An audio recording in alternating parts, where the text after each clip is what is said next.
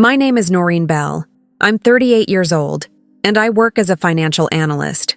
For the past 14 years, I've built a career in corporate finance, specializing in estate planning, helping others secure their futures and manage their assets wisely. It's a job I take pride in, though it often demands meticulous attention to detail and long hours behind spreadsheets and financial reports. But despite that success, my personal life feels like a constant balancing act, especially when it comes to my family. I live alone in a modest apartment in the city, nothing extravagant, but comfortable enough for my needs. It's my sanctuary, a small space where I can finally unwind after days filled with meetings, numbers, and complicated family dramas. The apartment is mine, paid for with my own hard-earned savings, and it's the one thing I keep just for myself. To most people, it's just a place. But for me, it represents independence and security, something I've fought long and hard to maintain. Even though I'm doing well professionally and have built a stable life, my family doesn't see me as an independent woman with boundaries and priorities. Instead, they see me as the dependable one, the caretaker, the fixer, who will always be there to lend money, offer support, or drop everything when they need me. This role has slowly consumed me over the years, quietly chipped away at my freedom under the guise of love and obligation. Recently, this dynamic became painfully obvious during a family gathering. It was supposed to be a casual weekend get-together, just the usual mix of awkward smiles, forced conversations, and a lot of small talk. My parents, Margaret and Richard Bell, were there, along with my younger brother, David. David's always been the charming one, the golden child in their eyes, even though he hasn't held a steady job in years. He has a way of making excuses that sound genuine, and somehow, Mom and Dad always fall for it. That evening, as we sat in the living room, the air was thick with underlying tension. For a while, everything seemed normal, until my mom casually brought up my apartment. It was subtle at first. A comment here, a question there. "Noreen, you know David really needs a place to stay?" she said, watching me closely. I smiled politely, trying to keep the peace, but there was something in her tone, a calculated expectation, that made my skin crawl. Dad nodded in agreement, adding, "It's not like you don't have enough space for one extra person." His voice was firm but calm, as if this was a reasonable request, not an unreasonable demand. I tried to brush it off, deflecting the conversation with light humor. "Mom, Dad, it's my home. I've worked hard for it. David needs to find his own way." But their eyes didn't waver. You could see the disappointment, the silent accusation that I was being selfish. The rest of the evening, the topic lingered like a shadow over every interaction. Family members exchanged uneasy glances, sensing the brewing storm but unsure whether to intervene. David sat quietly, a small, smug smile playing on his lips as if he expected me to cave. My heart pounded, but I kept my composure, reminding myself that this was just another test in a long line of family battles. As the night wore on, I realized that beneath the surface, something was deeply wrong. The subtle pressures, the veiled demands, it was all a sign that what I'd long hoped to avoid was creeping closer. My family wasn't just asking for favors anymore. They were staking claims, expecting me to sacrifice my independence for the sake of their comfort. And somewhere inside, a quiet voice whispered that I couldn't let that happen. Not this time. From as early as I can remember, the scales in my family have always been tipped in David's favor. It wasn't a secret or even something spoken about openly. It was just how things were. While I was the one who got up early to help Mom get breakfast ready or stay late after school to tidy up the house, David could skip chores without consequence. If he forgot homework or got into trouble at school, it was waved off with a shrug and a quick excuse from Mom. "Oh, he's just a dreamer." Meanwhile, I was expected to excel, to be the dependable one, to carry the family's hopes quietly on my shoulders. The favoritism wasn't just about chores or school. It seeped into every corner of our lives. When David wanted a new bike or the latest video game, it was suddenly affordable. Mom would say, "He needs things to keep him motivated." But if I ever asked for something reasonable like new shoes or school supplies, I was met with a tight budget and a reminder that Noreen has everything she needs. The unspoken message was clear. David's wants mattered. Mine were inconveniences. It was exhausting, balancing the weight of expectations and the sting of neglect. I remember one Christmas when David's gifts overflowed under the tree. Video games, fancy clothes, even a new stereo system. My only present was a worn-out sweater, knitted by my grandmother years ago. I told myself it didn't matter, that the value was in the thought, but the ache of being overlooked settled deep inside me. Mom's words cut the deepest, though. She was quick to criticize me for not being more like David, more charming, more carefree, less practical. "You need to loosen up," she'd say sharply. "Why can't you be more like your brother? He knows how to enjoy life." Every comment felt like a jab, a reminder that I was falling short in their eyes, no matter how hard I worked. And when I tried to explain my choices or defend myself, I was met with impatience or dismissal. "You're too serious," was the usual refrain, like ambition and responsibility were flaws in need of correction. I often found myself rationalizing their behavior as family dynamics, convincing myself that every family struggles in its own way. I hoped that as we all grew older, things would change, that my efforts would be acknowledged, and that David would step up and take responsibility.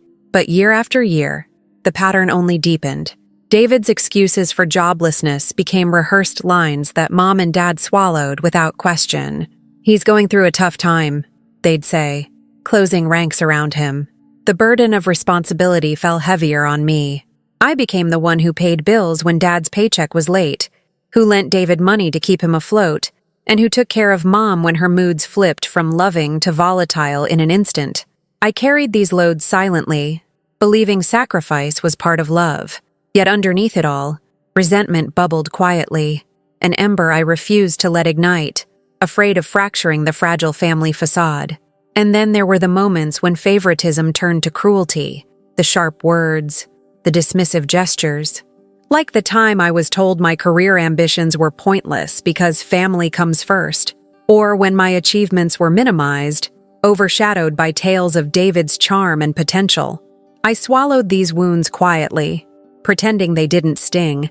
After all, wasn't that what families did? Support each other no matter what? But looking back now, I realize those early years laid the foundation for the toxic dynamic I'm still trapped in. David's entitlement was nurtured by indulgence, and my parents' blind favoritism, while I was molded into the family's unpaid caretaker, expected to shoulder burdens without complaint. The disparity wasn't just unfair, it was damaging, carving scars beneath smiles and polite conversations. These patterns shaped every family gathering, every conversation, every demand. And tonight, as I sit here thinking about their words, I understand that this favoritism is not just a quirk of family life. It's the very root of the conflict that's tearing us apart. Over the years, I found myself sinking deeper and deeper into roles that felt less like choices and more like obligations.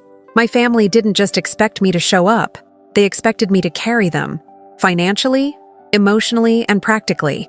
I became the default caregiver for my aging parents, the unofficial bank for my brother David, and the silent supporter of everyone else's dreams and crises, while mine quietly receded into the background. It started innocently enough. Mom had a few health scares as she edged into her late 50s, nothing alarming at first, but enough to require regular doctor visits, medication management, and a vigilant eye on her fluctuating moods. I rearranged my schedule, sometimes taking days off work or cutting meetings short to drive her to appointments or stay by her side when she needed comfort. Dad was more stoic, but as his energy waned and their finances tightened, I found myself managing more of their bills, making sure the utilities were paid, and even stepping in to handle calls with creditors. It wasn't glamorous, but I thought of it as part of being a good daughter. Meanwhile, David's situation remained stagnant. He drifted from one part-time gig to another, never quite settling. Whenever he hit a rough patch, which was often, he came to me, not Mom or Dad, with requests for money, rent, utilities, car repairs, even the occasional emergency expenses. I lent what I could, sometimes scraping together funds by tightening my own budget, postponing personal plans or small luxuries. The worst part was, I never really expected repayment. It was just assumed that I'd keep helping. When I asked about paying me back, I was met with vague promises or excuses that dissolved into silence. Over time, I stopped bringing it up altogether. Lisa has seen all of this, and I'm sure she's frustrated. She's never said it outright, but behind my back, I catch the sighs, the subtle frowns when I cancel plans to meet a parent's need, or when my phone lights up again with a text from David asking for help. She knows how much I give, how much I sacrifice, and how little gratitude I receive in return. Sometimes I catch her looking at me with a mix of concern and quiet exasperation, like she wishes I'd stand up for myself more, but also that she respects the loyalty I feel to my family, even when it hurts me. The truth is, I've put many of my own goals on hold.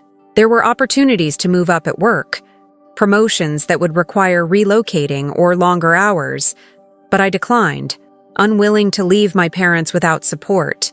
I shelved the idea of buying a bigger place or investing in further education because I needed to keep my finances flexible for family emergencies. Even vacations or weekend getaways became rare luxuries, swallowed by the persistent demands on my time and money. Despite all this, I held on to hope. I told myself that loyalty and sacrifice were forms of love, that my family would eventually recognize and appreciate the lengths I went to for them. I believed that if I just kept being the reliable one, things would balance out, that David would straighten out, Mom and Dad would soften, and maybe one day, I'd be allowed to reclaim some of the freedom I'd given up. But as the years rolled by, the scales never shifted. David's charm still won favor. My contributions were taken as expected, not exceptional. My sacrifices became invisible, swallowed by a family dynamic that rewarded entitlement and punished independence. The weight of it all is exhausting. Sometimes I catch myself daydreaming, not about grand adventures or luxury, but about a day when I'm not the one everyone turns to as the safety net, a day when I can say no without guilt, a day when my worth isn't measured by how much I give away but by who I am beyond the caretaker role.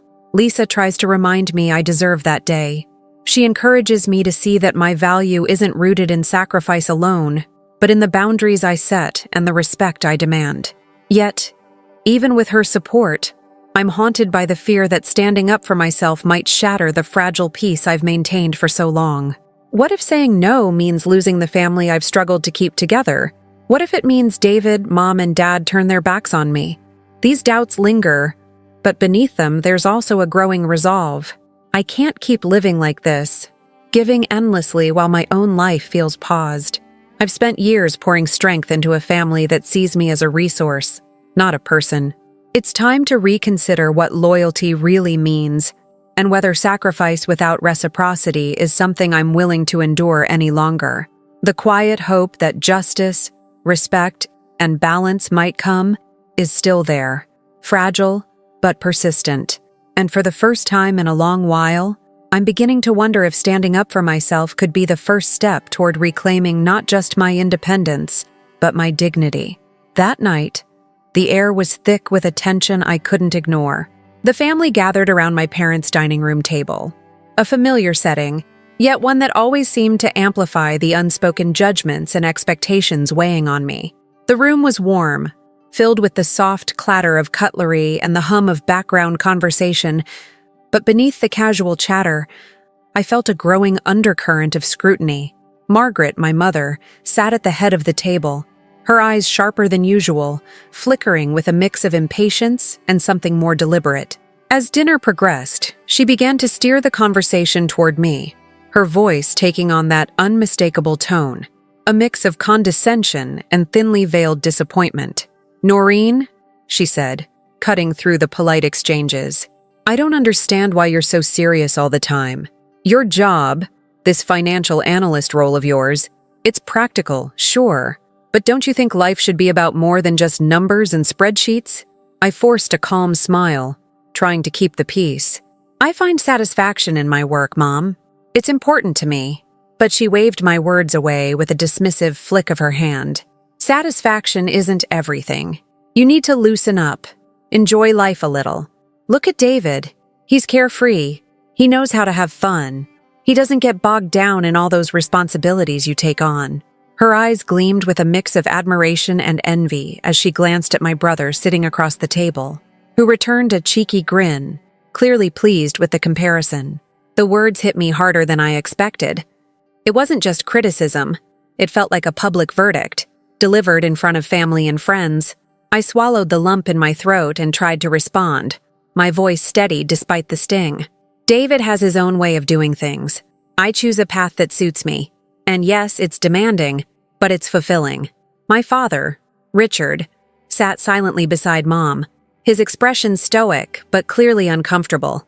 He rarely intervened in these moments, preferring to let Margaret take the lead. Yet his silence felt like tacit approval, like an unspoken agreement that I was the one who wasn't measuring up. Margaret leaned forward, her voice lowering, but no less sharp. "It's just that sometimes, Noreen, you come across as selfish. You hold back from the family. You're so focused on your own little world that you forget what really matters." The room fell quieter, the other family members exchanging awkward glances. I felt the weight of their eyes, the unspoken consensus that my refusal to bend was unreasonable. When I tried to explain, to share how much I'd sacrificed over the years, how I'd postponed promotions, lent money, cared for Mom and Dad when they needed me, it felt like the words bounced off an invisible wall.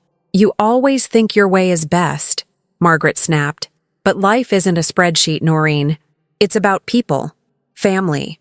And if you can't see that, maybe you're the one who's lost." David chuckled softly, the smugness unmistakable. The room seemed to swell with his silent approval, as if my worth was being measured by his lightheartedness, rather than my hard work. The guests, too polite or uncomfortable to intervene, watched the exchange unfold like a slow-burning drama. Despite the growing humiliation, I fought to keep my composure. "I'm not trying to be selfish. I just want to protect what's mine and make responsible choices. That doesn't mean I don't care about this family." Margaret's gaze hardened. "Protecting your apartment by refusing to help your own brother? That sounds a lot like selfishness to me." Her voice carried the weight of accusation, slicing through the room like a blade. In that moment, I felt a profound loneliness. Surrounded by people who were supposed to be my family, I was being painted as the villain for standing firm. The warmth I sought from these gatherings was replaced by cold judgment and an unspoken demand that I sacrifice my independence for their comfort. I realized then how deeply the favoritism ran, not just in gifts or words, but in the very way I was allowed to exist within this family. As the dinner ended, the murmurs and awkward smiles lingered.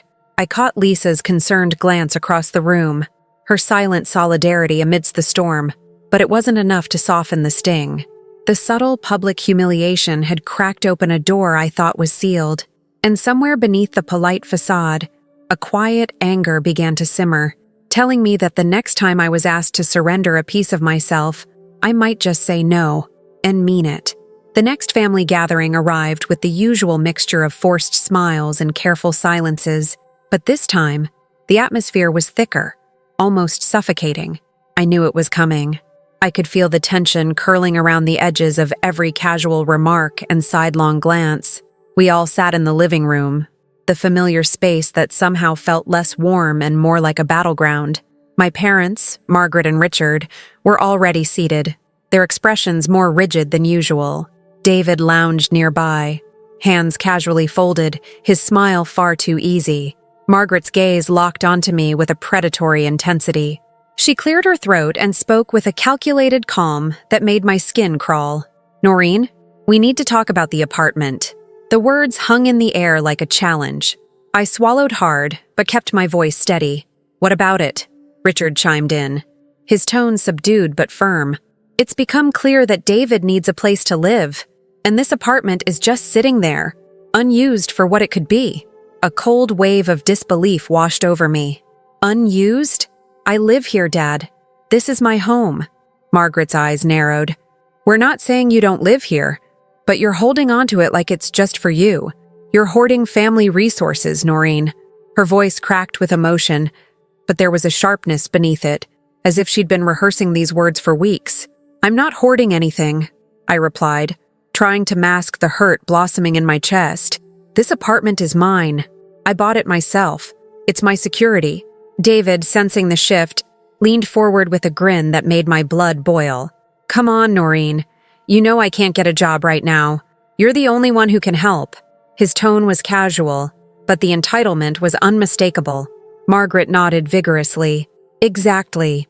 You've always been the responsible one. Now it's time to share. We're asking you to sign over the apartment to David. It's for the good of the family." My heart pounded in my ears. The room felt smaller, the walls closing in. "No," I said firmly. "I won't do that." Margaret's face twisted in anger. "How can you be so selfish?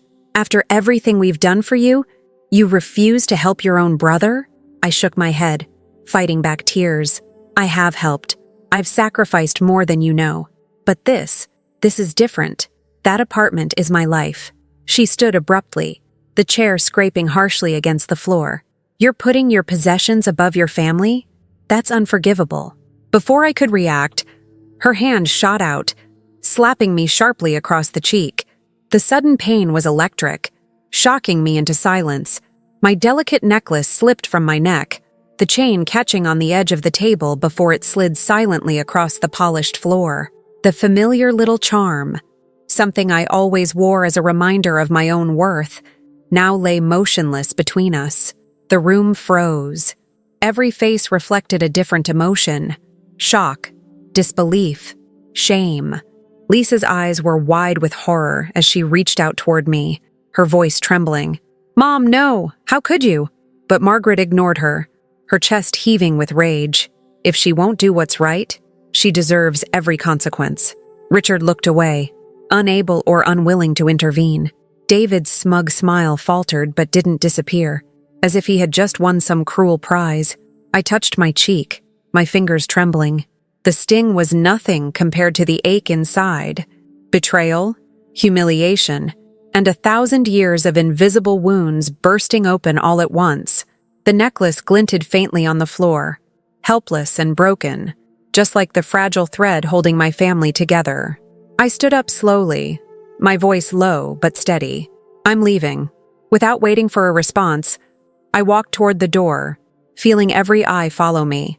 The weight of their judgment pressed down, but beneath it, a seed of defiance took root. As I stepped outside, the cold night air hit my face, sharp and cleansing. The door closed softly behind me, but inside, the echoes of that moment, Margaret's hand, the necklace sliding away, lingered like a wound that refused to heal. The family I thought I knew had shown their true colors, and the line had been drawn in blood and silence. And in that silence, I knew things would never be the same. Later that night, alone in the quiet refuge of my apartment, the weight of what had happened settled heavily on my chest. I sat on the edge of my bed, the dim glow from the bedside lamp casting long shadows across the room. The familiar hum of the city outside filtered through the window, but inside, my world felt suffocated by the enormity of the moment. My cheek still tingled where Mom's hand had struck me, the sharp sting a cruel echo of years of unspoken pain. My fingers brushed absently against the space where my necklace had once rested, a small, delicate charm that had always been my talisman, a symbol of my identity and worth. Now, it lay somewhere on the floor of that suffocating living room, sliding just out of reach, much like my place in that family. I closed my eyes, trying to steady my trembling breath.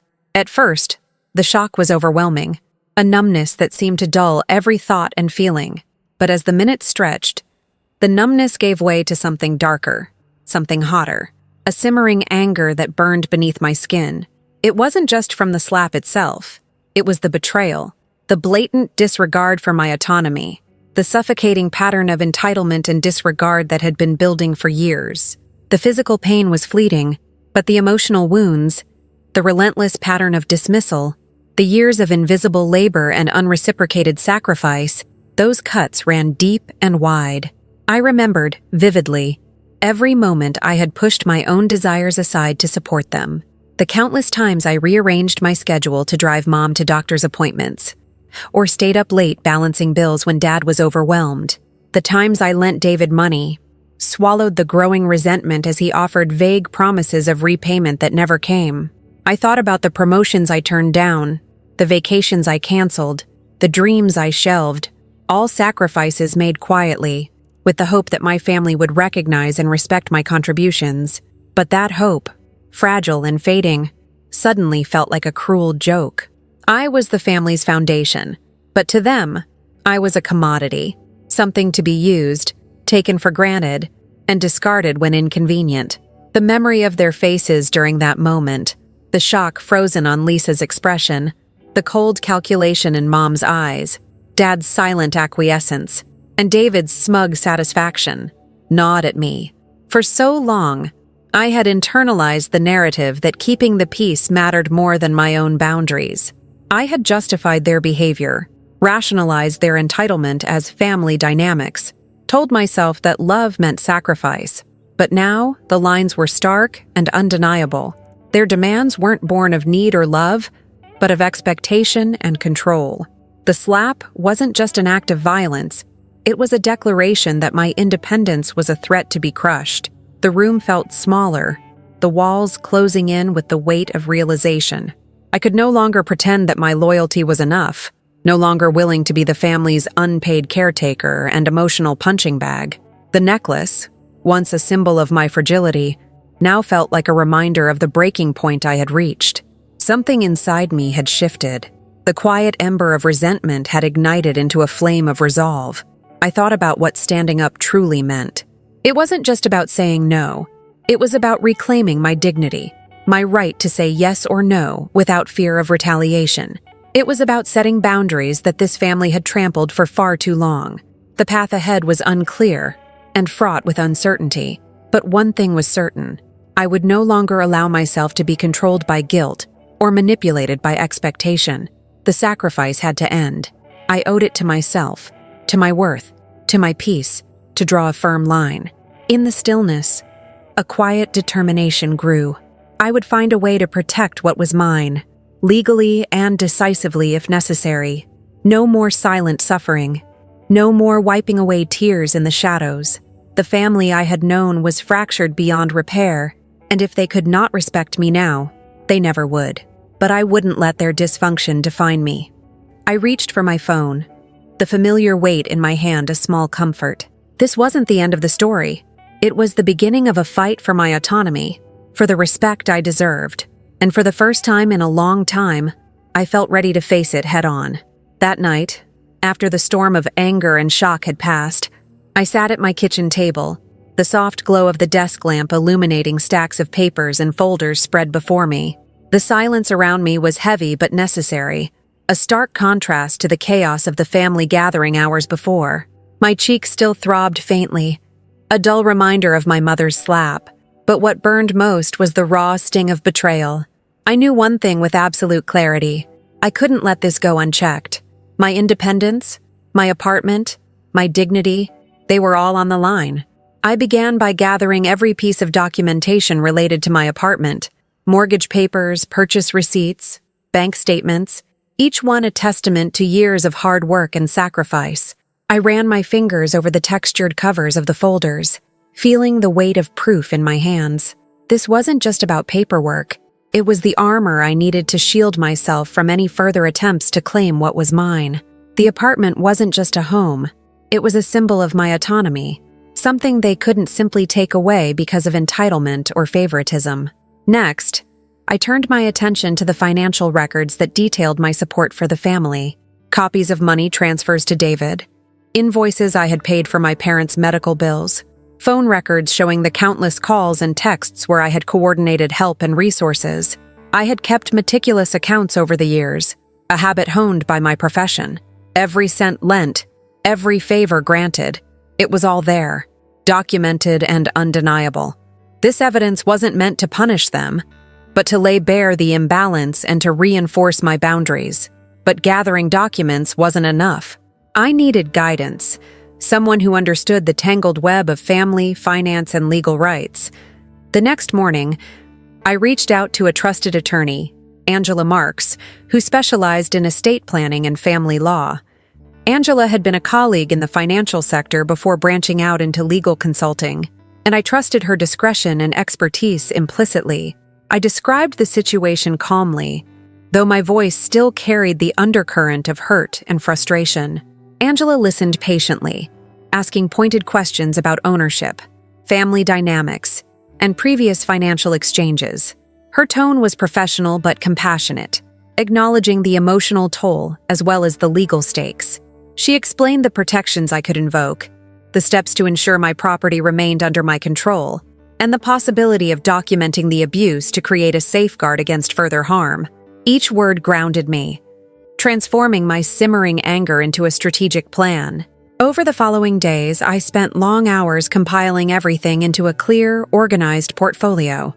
I cross-referenced dates, verified signatures, and made copies to keep in multiple secure locations. The act of preparing these materials was empowering, each page a brick in the wall I was building around my independence. I took care to keep this work hidden from the family for now, aware that revealing my preparations prematurely could provoke more conflict. Meanwhile, I mapped out the financial dependencies within my family. David's reliance on me was obvious, but my parents' own fragility was less so. Margaret's volatile moods and Richard's quiet resignation hinted at vulnerabilities that complicated the situation. I noted the patterns, how David's unemployment tied to his expectations of housing, how medical bills strained Mom and Dad's finances, and how my continued support enabled the status quo. Understanding these connections made the stakes clearer, but it also steeled my resolve. Enabling their dependence any longer was no longer an option. To anyone observing, I appeared unchanged, calm, composed, even distant at times, but beneath that exterior, I was preparing for a confrontation unlike any before. This wasn't about family favors anymore. It was about asserting my right to self-determination. I rehearsed conversations in my head, anticipating objections and emotional outbursts. I envisioned standing firm while the old patterns tried to pull me back. At night, when the city outside my window hummed quietly, I allowed myself brief moments of vulnerability. The ache of loneliness pressed in, but it was tempered by the growing flame of purpose. The necklace that had slipped from my neck during the slap now felt like a symbol not of fragility, but of a breaking point reached, a threshold beyond which I would no longer be defined by their demands. As the days turned into a week, my preparations solidified into a plan of action. I wasn't just defending my apartment, I was reclaiming my life.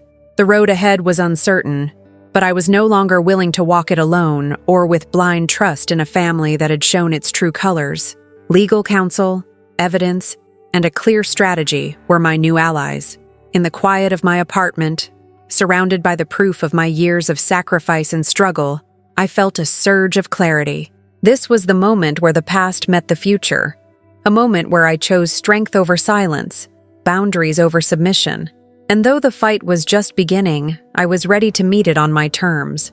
The days following that shattering family gathering felt like stepping into a cold fog. Everything was subdued, muted, as if the world had shifted slightly out of sync with the rhythm I'd known for so long. I woke up each morning with the taste of betrayal still thick on my tongue, the sharp sting on my cheek a constant reminder that the lines around me had been redrawn. But amidst the hurt, a quiet resolve was settling in, a voice that whispered over the ache, "It's time to stop giving." That meant starting with the small, almost imperceptible changes.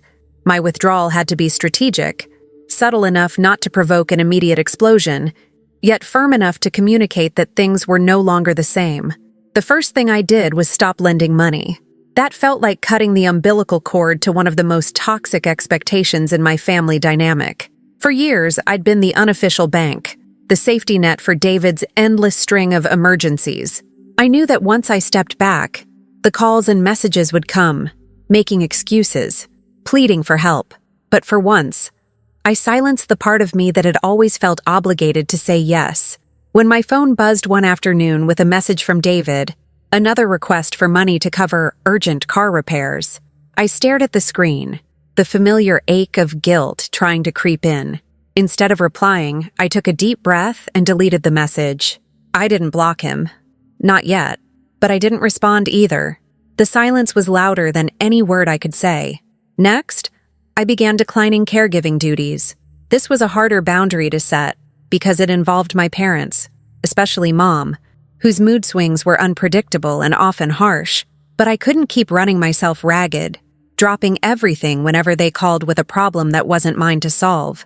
When Mom called, her voice edged with frustration, asking me to drive her to a specialist appointment, I hesitated. The old reflex was to say yes immediately, but this time I paused. "Mom, I'm sorry. I have work commitments today I can't reschedule." The disappointment in her voice was immediate and sharp, but I held my ground. "I can help you find a cab or a rideshare." It wasn't perfect, but it was the first time I refused without guilt. I knew she'd complain to Dad, maybe even David, but I had to start somewhere. Limiting family visits was the next step.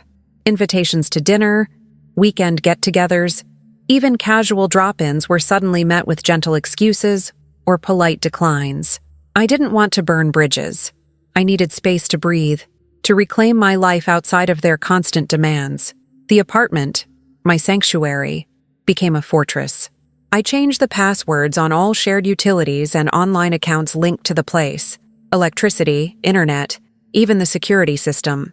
For years, the family had been able to manipulate these small conveniences to their advantage, calling me to fix problems caused by late payments or unauthorized guests.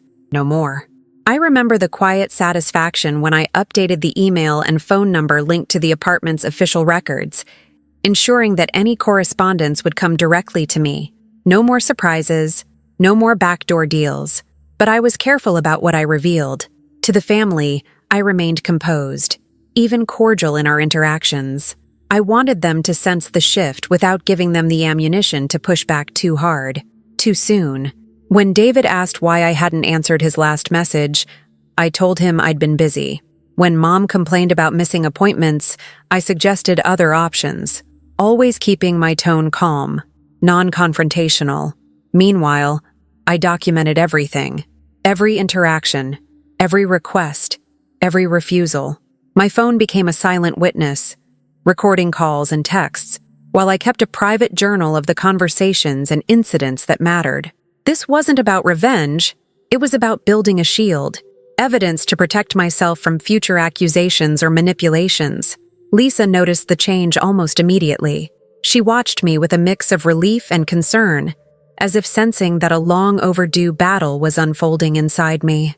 One evening, she took my hand gently and said, "Noreen, I'm proud of you. You deserve to be treated with respect."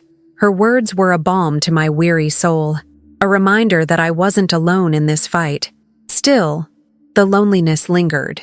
Each refusal felt like another layer peeled away from the family I'd once held close. But beneath the ache was a growing strength, a realization that my life didn't have to be defined by their needs and demands. The apartment, once a source of contention, became my ground zero for independence. Every locked door, every password changed, every polite but firm no was a brick in the wall I was building around my autonomy. I didn't know how the family would react next, but I was ready for whatever came. The era of silent sacrifice was over. It was time for boundaries, for respect, and for reclaiming the life I'd almost lost in the shadows of their expectations. The day of the next family gathering arrived like a storm I'd long anticipated, but couldn't avoid. As I stepped into the familiar living room, I noticed the usual mix of faces, some curious, some tense, all caught in the undercurrent of unspoken conflict. Margaret's eyes flicked toward me with thinly veiled impatience. Richard looked uneasy but silent, and David lounged with that smug grin that always set my nerves on edge. Lisa was by my side, her quiet support a steady anchor in the churning sea of emotions. Then, just as the awkward small talk began to fade, the doorbell rang. It was unexpected, and the way everyone glanced at me told me they hadn't been prepared for this moment. I excused myself and opened the door to reveal a woman I'd met only a few days before during my consultations, a sharply dressed lawyer named Angela Marks. In her hands were thick folders and official-looking documents, the weight of which seemed to press down on me even before I took them. "Good afternoon," Angela said calmly, her voice steady but firm. "I have some papers for the Bell family. May I come in?" I led her inside, heart pounding but face composed. The room fell silent as she entered. the air thick with tension. Margaret's jaw tightened, and David shifted in his seat, his confident smirk faltering ever so slightly. Richard's eyes darted between us, unsure how to react. Angela set the folders down on the coffee table and looked directly at me. "Noreen, are you prepared to present these documents?" I nodded. Taking a deep breath, I began to speak, my voice steady despite the storm brewing inside me. "These papers include updated property deeds confirming that the apartment belongs solely to me. They also contain legal notices removing any claims David might have had to the property."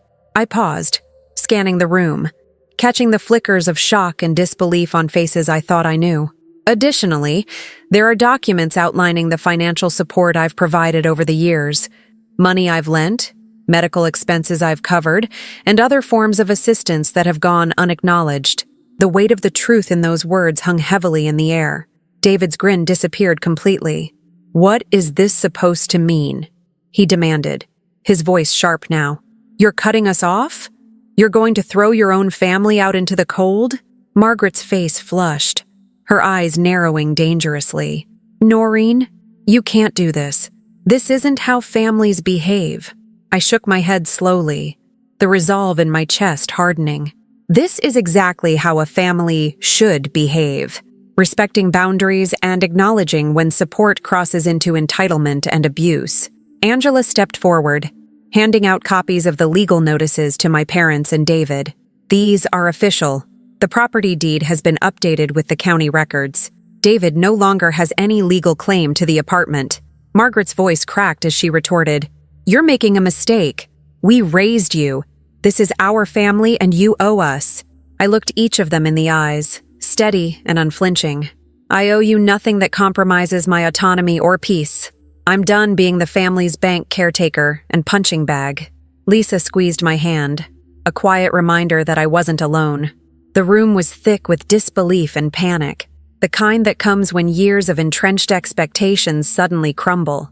The familiar lines of manipulation and guilt were stripped away, leaving raw nerves exposed. My family's world, once so certain that my sacrifices were theirs for the taking, suddenly felt unstable and fragile. "I will no longer provide financial or emotional support to this family under these conditions," I declared. "I'm setting clear, irrevocable boundaries. This apartment is my home, my security. I'm reclaiming my life." Margaret's lips trembled. Richard looked downcast, and David's expression twisted from arrogance to desperation. The moment felt like stepping onto a battlefield where I held the advantage, not because I wanted to fight, but because I finally had the courage to stand my ground. And though the path ahead was uncertain, one thing was clear. I was no longer the family's doormat. Angela gathered her papers, nodding at me with a mixture of respect and understanding. "If there are any disputes or attempts to circumvent these orders, I'm prepared to act." As she left, the tension lingered thick in the room, but so did a new, undeniable power in my voice and stance. The quiet rebellion I had nurtured was now out in the open, a force that would not be ignored. This was not just a legal declaration. It was a declaration of self-worth, respect, and unyielding boundaries. And as the shock settled, I saw the first cracks in the facade of entitlement that had defined my family for so long. The fallout from that day hit the Bell family like a sudden, ruthless storm. Almost immediately after the lawyer left, the atmosphere around my parents' home shifted palpably, a thick haze of frustration, confusion, and desperation settling over every conversation. David, once so smug and sure of his place, found himself scrambling. Without even a foot in my apartment, his options for shelter shrank overnight. His carefree grin faded, replaced by an anxious tightness around his eyes. Suddenly, the entitled confidence I'd known for years was replaced with urgent phone calls and whispered conversations behind closed doors. I knew, of course, that David's inability to secure housing wasn't just inconvenient. It threatened his entire shaky existence. He'd never been a dependable tenant or employee, and without my financial backing or the security of that apartment, he faced a real risk of homelessness. Yet, despite everything, I refused to feel pity or guilt. His choices had consequences, and the safety net I'd provided for years was no longer there to catch him. Meanwhile, The strain on my parents grew heavier, though they masked it behind forced smiles and terse words when we spoke. Margaret's sharp tongue, once aimed at me with biting accusations, now turned inward, her mood fluctuating between brittle defensiveness and weary exhaustion. Richard, ever the passive presence, seemed more withdrawn and pale, the weight of financial stress bending his usually upright posture. Bills that had once been quietly managed with our family's collective contributions now piled like dark clouds on the kitchen counter, a silent testament to the fragile financial state they'd lived in. The family's social circle began to sense the tension too. Word spread, mostly through whispered phone calls and hesitant inquiries from extended relatives, about the sudden rift and the legal actions I had taken. Invitations to social gatherings became scarce, and I noticed fewer friendly check-ins. It was as if the Bell name itself had become tainted by scandal. The embarrassment of a family dispute spilling into legal territory was a stain difficult to erase, especially in a community that valued appearances and tradition. I found myself the unwilling recipient of barrage after barrage of calls and messages, some from family members pleading for understanding, others laced with thinly veiled threats or manipulative guilt. Margaret's voice was the most persistent, cycling between syrupy sweetness and vehemence as she tried to wear me down. "Noreen, can't you see what this is doing to us?" she'd plead, only to snap moments later. "You've forgotten what family means. You're tearing us apart." One evening, I answered the phone to hear her desperation spill through the receiver. "You think you're strong, but you're breaking this family," she said, voice shaking with a mix of anger and sorrow. "David needs a roof over his head. Don't you care about your own blood?" I took a deep breath, steadying myself. "I care, Mom, but not enough to lose myself or my home. I'm setting boundaries because I finally have to." Her silence on the other end was deafening before the line went dead. David's calls were different, more direct, tinged with frustration and entitlement. "You don't get it," he snapped once. "I've done nothing but try to get back on my feet. You owe me this." But I refused to engage in his blame game. "I supported you for years, David. It's time you stood on your own." Behind the scenes, I could sense the panic escalating. My parents started pulling back from conversations, their pride wounded by the public unraveling of what had always seemed like a stable family unit. The cracks in their facade were no longer hidden. Their health visibly declined. Margaret's sharp eyes dulled, and Richard's steady hands trembled ever so slightly when he thought no one was watching. Despite all this, I maintained my resolve. Lisa was my anchor, her quiet support reminding me I wasn't alone in this fight. She often said, "Respect and accountability aren't optional, Noreen. You're teaching them a hard lesson, but it's one they need." And as the days passed, I realized that the sting of social embarrassment and family discord, while painful, was a small price to pay for reclaiming my autonomy. The Bell family was forced to confront the consequences of their choices, and though they floundered in the chaos, I stood firm, no longer the silent victim, but the architect of new boundaries. But the story was far from over. Their panic and desperation were only beginning to reveal the depths of dysfunction, and I knew the coming days would demand even greater strength as the family grappled with this new reality. The days after my confrontation with the family lawyer unfolded like a relentless storm battering an already fragile shore. The Bell household, once a place where tension simmered beneath forced smiles, now crackled with open distress and mounting desperation. Without my financial support and the implicit safety net of my apartment, the consequences hit them hard, and quickly. David's usual veneer of entitlement crumbled almost overnight. The carefree, easygoing brother I'd known was replaced by a man scrambling to patch together a life unraveling faster than he could control. I watched from a distance as phone calls replaced casual conversations, his voice growing increasingly urgent and strained.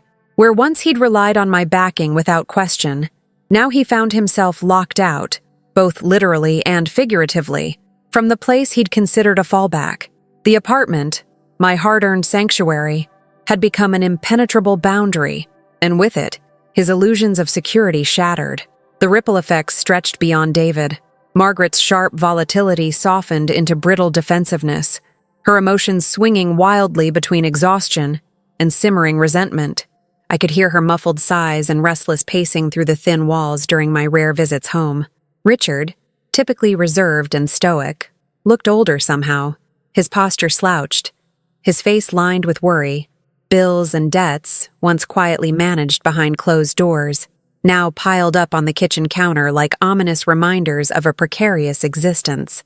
The financial facade they'd maintained for years was cracking, revealing raw vulnerability beneath. Socially, our family's reputation took a hit that was impossible to ignore. Word traveled fast in our close-knit community, and whispers of legal battles and family disputes followed every gathering. Invitations dwindled, formerly warm greetings turned cold, and I could almost feel the distance growing between us and old friends or relatives. It was as if the Bell name had become synonymous with scandal and fracture, a stain neither Margaret nor Richard could erase with their carefully crafted smiles. The emotional fallout came in waves. My phone became a battleground for desperate calls and guilt-laden messages, each one a test of my resolve. Margaret's voice was the most persistent and unpredictable, one moment dripping with honeyed remorse, pleading for understanding. The next, sharp and accusing, wielding years of manipulation like a weapon. "Noreen, you must see what this is doing to us," she said once, voice trembling with a mix of anger and sorrow. "You're tearing the family apart. David has nowhere else to turn. Don't you care about your own blood?" I remembered how my heart clenched when she said those words, the invisible shackles of guilt tightening for a moment, but I steadied myself, knowing that my own well-being had to come first. "I care, Mom. I care enough to set boundaries. I love this family, but I won't lose myself trying to keep it whole." Her silence on the other end was deafening before the line went dead. David's calls were a different kind of challenge, more direct, laced with entitlement and frustration. "You owe me this," he spat once, his voice harsh. "After everything I've done, after all the times you were supposed to have my back, how can you just cut me off like this?" I refused to engage in his blame game. "I supported you for years, David. It's time you stand on your own 2 feet. I'm not the family ATM." My words, firm and unyielding, marked a boundary he'd never expected me to draw. Behind the scenes, the family's unraveling became evident in small, painful details. Margaret's sharp eyes dulled, her energy waning as the weight of financial strain and social embarrassment took its toll. Richard's familiar quiet strength wavered. I caught glimpses of trembling hands or moments of silent despair when he thought no one was watching. Their health seemed to mirror the collapse of the life we'd all taken for granted. Yet, despite the chaos unfolding around me, I maintained my resolve. Lisa was my anchor, her unwavering support a beacon of strength in the storm. "Respect and accountability aren't just ideals," she reminded me gently one evening. "They're necessities. You're teaching your family a hard lesson, but it's one they desperately need." I often found myself reflecting on those words during the long, quiet nights. The sting of social isolation and family discord was painful, yes, but it was a small price compared to reclaiming my autonomy and self-respect. The Bell family's dysfunction, once hidden behind polite smiles and unspoken rules, was now laid bare. The responsibility for change, or continued decay, rested squarely with them. And though I stood firm, the story was far from over. The deeper consequences of my decision were just beginning to surface, and I knew the path forward would demand even greater strength and clarity. The family's panic, their attempts to rally others against me, and the shifting loyalties within our circle were challenges I hadn't yet fully faced. But I no longer feared them. I was ready, because this was about more than an apartment. This was about reclaiming my life, and no amount of family pressure could take that from me. The quiet that settled after the storm was different from what I had known before. It was not the heavy silence of suppression, but the calm that follows a long overdue reckoning. I sat in the soft glow of my living room, the familiar walls around me no longer feeling like a cage, but a protective haven. My apartment, the one my family once tried to claim as theirs, was now undeniably mine in every sense. Not just legally, but emotionally. This space, paid for with years of hard work and sacrifice, was my sanctuary and my symbol of freedom. Yet, the battle wasn't about possession alone. It was about reclaiming my voice, restoring my dignity, and establishing boundaries that had been trampled for far too long. I knew that from this point forward, any contact with my family had to be on my terms, to be respectful, equal, and honest about the past. There was no room left for manipulation or silent suffering. I spent hours drafting a letter, not as a weapon, but as a declaration. It was a carefully worded message to Margaret, Richard, and David, outlining my conditions for any future interaction. Respect was first and foremost. No more verbal assaults, no more dismissiveness cloaked as family concern. Equality was next. No longer would I be the unpaid caretaker or the endless source of financial support. And finally, acknowledgement. An honest recognition of the past wrongs, the favoritism, the emotional and physical abuse that had fractured our relationships. Writing those words felt like healing some of the wounds cut so deeply over the years. I imagined reading them aloud, setting them down firmly between us like a bridge, if they chose to cross it with sincerity. But I wasn't naive. I knew some doors might remain closed, and that some family members might never accept these terms, and that was their choice. In the days that followed, I focused on the people who had truly supported me, Lisa foremost among them. Her quiet presence was a balm against the loneliness that had once gnawed at me in dark moments. We talked long into the evenings about what I was building, a chosen family made of respect, kindness, and mutual care. Friends who had seen my struggles, who never demanded more than I could give, and who celebrated my victories quietly but genuinely. Together, Lisa and I began to cultivate a new rhythm of life. Small joys returned. Lazy weekend mornings with coffee and soft music. Dinners where laughter wasn't edged with tension. Weekends spent exploring the city without the weight of obligation. My apartment transformed from a battleground to a home once again, filled not with the echoes of conflict, but with warmth. I also started attending therapy, determined to untangle the complex emotions tied to my family. Understanding that setting boundaries wasn't just about defiance, but about self-love was a revelation. The necklace that had slipped from my neck during that painful night, once a symbol of fragility, became a reminder of my strength and the turning point when I chose myself. But the family dynamic remained unresolved, a shadow continuing to stretch across my life. While I hoped for some form of reconciliation, I prepared myself for the reality that our relationships might never fully heal. The power lay with me now, to decide who earned a place in my life and on what terms. I realized that blood ties, while important, do not guarantee respect or kindness. True connection requires effort, accountability, and mutual regard. And if my family could not meet me there, I would protect myself from further harm. The past had taught me that silence and sacrifice were not the answers. Instead, I embraced the freedom that came with boundaries, the freedom to say no without guilt, to prioritize my well-being, and to build a life centered on respect rather than obligation. This was my new reality, one where I was more than the family's caretaker or whipping post. I was a woman standing tall, claiming her space with quiet confidence. As I locked the door each night, I no longer felt the weight of expectation pressing down. The apartment was mine, not just a physical place, but a marker of my independence and the hard-won respect I demanded. And though the road ahead was uncertain, I was ready to walk it with clear eyes and a steady heart, surrounded by those who truly valued me. The choice was mine now, to nurture relationships that honored me, to let go of those that didn't, and to live fully in the space I had fought so hard to claim. The fight for respect had not just changed my family, it had transformed me.